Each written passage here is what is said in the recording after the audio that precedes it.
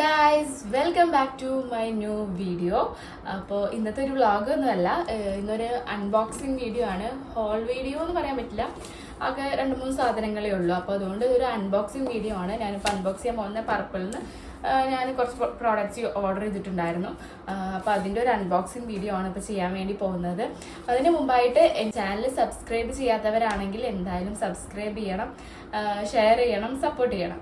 അപ്പോൾ ഓക്കെ, അപ്പോൾ നമുക്ക് അൺബോക്സ് ചെയ്യാം.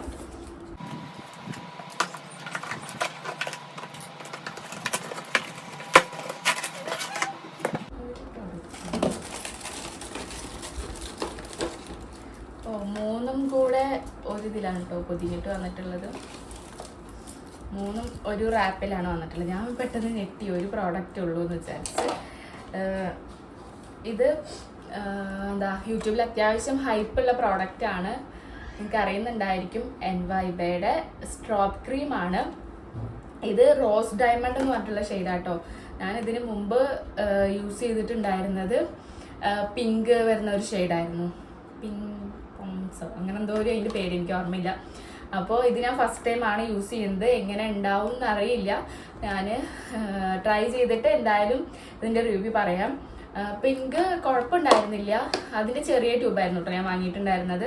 ഇത് കുറച്ച് വലിയ ട്യൂബാണ്. ഇല്ല, പിങ്ക് ട്യൂബ് കുഴപ്പമൊന്നും ഉണ്ടായിരുന്നില്ല, എനിക്കിഷ്ടമൊക്കെ തന്നെയായിരുന്നു. അപ്പോൾ ഇത് പുതിയതൊന്ന് ട്രൈ ചെയ്ത് നോക്കാമല്ലോ എന്ന് വിചാരിച്ചിട്ടാണ് ഞാൻ ഇത് വാങ്ങിയിട്ടുള്ളത്. അപ്പോൾ ഫസ്റ്റ് പ്രോഡക്റ്റ് വരുന്നത് എൻവൈബയുടെ സ്ട്രോബ് ക്രീമാണ്. ഇത് ഞാനിപ്പോൾ പൊട്ടിക്കുന്നില്ല, ഞാൻ പിന്നീട് യൂസ് ചെയ്തിട്ടുണ്ട്, റിവ്യൂ സെപ്പറേറ്റ് പറയാം കേട്ടോ. നെക്സ്റ്റ് വരുന്നത് സ്വിസ് ബ്യൂട്ടിയുടെ ഒരു കൺസീലറാണ്. എൻ്റെ അടുത്ത് ആദ്യം ഉണ്ടായിരുന്ന കൺസീലർ മാബിലിൻ്റെ ആയിരുന്നു കേട്ടോ. ഞാൻ മാബിലിൻ്റെ ആയിരുന്നു ഇതുവരെ യൂസ് ചെയ്തിട്ടുണ്ടായിരുന്നത്. അപ്പോൾ സ്വിസ് ബ്യൂട്ടിയുടെ ഇതിന് അത്യാവശ്യം റിവ്യൂ ഞാൻ കണ്ടിട്ടുണ്ടായിരുന്നു, അത്യാവശ്യം കവറേജും കാര്യങ്ങളും ഉണ്ട് എന്നുള്ളത്. അപ്പോൾ ഇതൊന്ന് ട്രൈ ചെയ്ത് നോക്കാമെന്ന് വിചാരിച്ചിട്ട് വാങ്ങിയതാണ്. ഷെയ്ഡും കാര്യങ്ങളൊന്നും എനിക്ക് അത്ര ഓർമ്മയില്ല. മീഡിയം ബേജ് എന്ന് പറഞ്ഞിട്ടുള്ള ഷെയ്ഡാണ് കേട്ടോ. ഞാൻ ഇട്ട് നോക്കിയിട്ട് കറക്റ്റ് ആണെങ്കിൽ എൻ്റെ സ്കിൻ ടോൺ ഉള്ളവർക്കൊക്കെ ഇത് യൂസ് ചെയ്യാമല്ലോ. അപ്പോൾ ഞാൻ ഇത് യൂസ് ചെയ്തിട്ട് പറയാം കേട്ടോ എങ്ങനെയുണ്ട് എന്നുള്ളത്.